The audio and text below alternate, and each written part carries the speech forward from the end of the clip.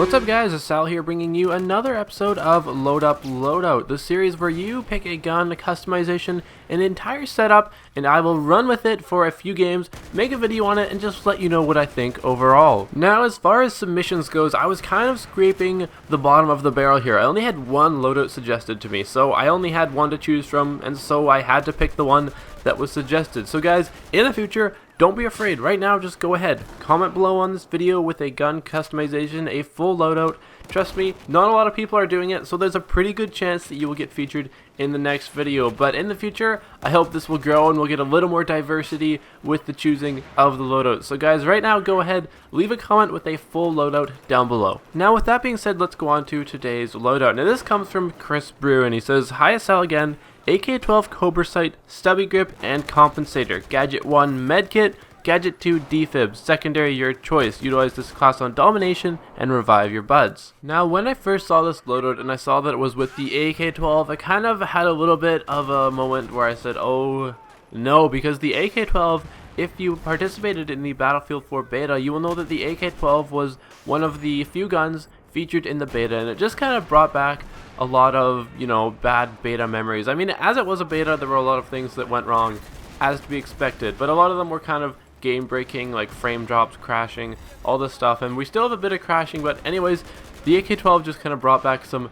bad memories. But I'll tell you, after I started using it, and I kind of adjusted my playstyle for the rate of fire of this weapon, I kind of started to realize that this was actually a lot more effective than I ever thought it could be, and that the low rate of fire by definitely no means that this weapon is going to be something that won't be effective. Now when I say I adjusted my playstyle to the rate of fire, what I mean is that this weapon has a pretty low rate of fire at 650 rounds per minute. So with that rate of fire, you don't want to be getting up close and personal and getting into really close quarters firefights. With this weapon, I found that it really worked best in Domination to just kind of sit back, defend the objectives, and just be kind of on the back lines and just take enemies out from afar, because this weapon has literally no recoil to begin with, and with the compensator, the recoil is pretty much not even there. You can just laser beam guys from across pretty much any map if you're playing Domination, as the maps are pretty small. So as far as your distance goes to engage enemies, if you're playing Domination, you can pretty much engage anybody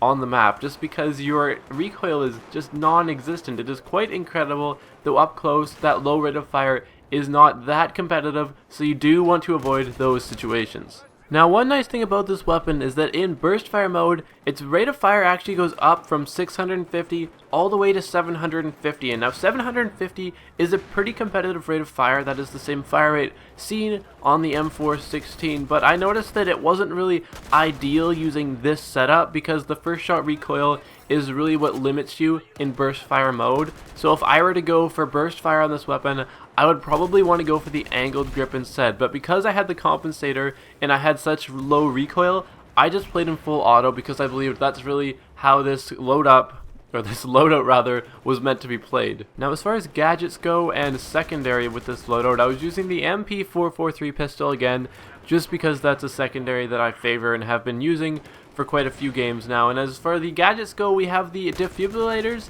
and the medic bag, so that's just an extra way to get some points. And on Domination, there's pretty much always people to revive, so that's another useful factor for being with your team.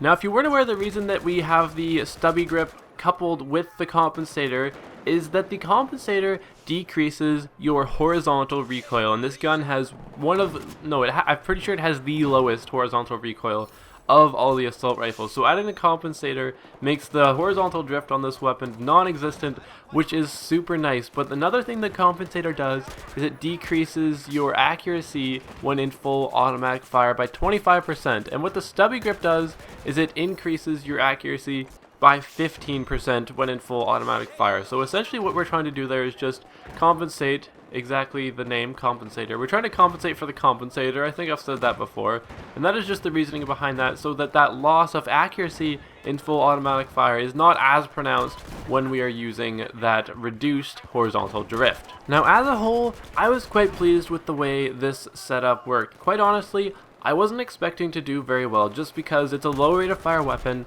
and a lot of the time the low rate of fire is just kind of seen as, oh, that's not really a viable option. But I'll tell you, once I adjusted my playstyle, kind of stuck to the corners of the map, stayed back, didn't get too up close and personal, I found that I was actually doing quite well, and I only had to play about 3 games to get all the footage I needed for this video, whereas other videos like the last Loadout video, I played 10 games with the frag rounds and the smoke and the flare sight, and that took me forever. Even with 10 games, I was struggling to get something together. So overall, I was quite pleased with the way the AK-12 performed with the setup, and I can definitely see myself using a lower rate of fire weapon next time a lot more confidently than I would have previously.